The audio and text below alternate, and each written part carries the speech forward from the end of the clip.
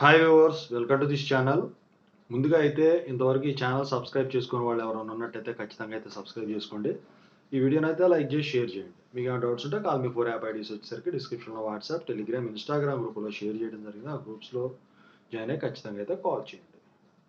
So ఇక ఇందుట్లో వచ్చేసరికి ఏంటి అంటే, సో జేఎన్టీహెచ్ స్టూడెంట్స్ ఎవరైతే 3-1, 3-2 బీటెక్ ఎగ్జామ్స్ రాస్తున్నారో వాళ్ళకి కొన్ని ఇంపార్టెంట్ విషయాలు చెప్దామని చెప్పేసి ఈ వీడియో చేయడం జరిగింది. ముందుగా అయితే ఒకటి చెప్తాను. 3-1, 3-2 బీటెక్ హాల్ టికెట్స్ అయితే రిలీజ్ అయినాయండి.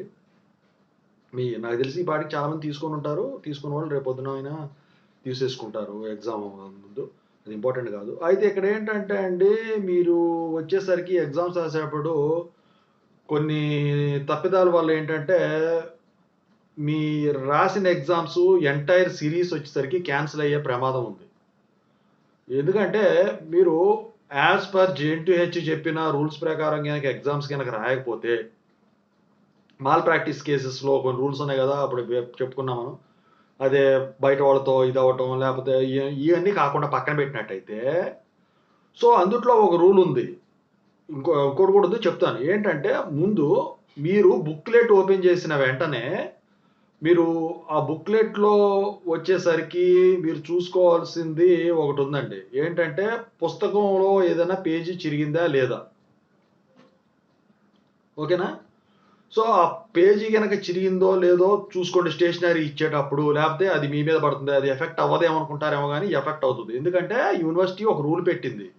బుక్లెట్లో గనక ఏదన్నా పేపర్ గనక చింపినట్టు గనక ఉంటే అది డే బార్ 2 ఇయర్స్ చేయటమే కాకుండా మీ ఎంటైర్ ఎగ్జామ్ సిరీస్ మొత్తం కూడా క్యాన్సిల్ అయ్యే ప్రమాదం ఉంది. క్యాన్సిల్ చేసేస్తా అంటే మీరు అప్పటి వరకు రాసిన ఎగ్జామ్స్ అన్నీ కూడా క్యాన్సిల్ చేసేస్తాం అని చెప్పేసి యూనివర్సిటీ చెప్పడం అయితే జరిగింది. ఇది తెలియక చాలామంది, అంటే ఇప్పుడు వాళ్ళ స్వయంకృతాపరాధం చిరిగినవి ఉంటాయి, అప్పుడు అబ్జర్వర్తో మాట్లాడుకోవాలి. లేకపోతే బుక్లెట్ వచ్చేటప్పుడే చిరిగి ఉంటుంది స్టేషనరీలో వచ్చేటప్పుడు, అప్పుడు కూడా అబ్జర్వర్తో మాట్లాడుకోవాలి, ఇన్విజిలేటర్తో చెప్పి. ఇదొక రూల్. ఇక రెండోది ఏంటంటే, మీ సిగ్నేచర్ ఏదైతే ఉంటుందో బాక్స్, ఆ స్పేస్లో ఖచ్చితంగా మీ సిగ్నేచర్ అనేది ఉండాలి. సిగ్నేచర్ కనుక పెట్టకపోతే బుక్లెట్లు ఏవైతే ఉంటాయో స్కానింగ్కి వెళ్ళవు, ఆన్లైన్ పేపర్ వాల్యుయేషన్కి.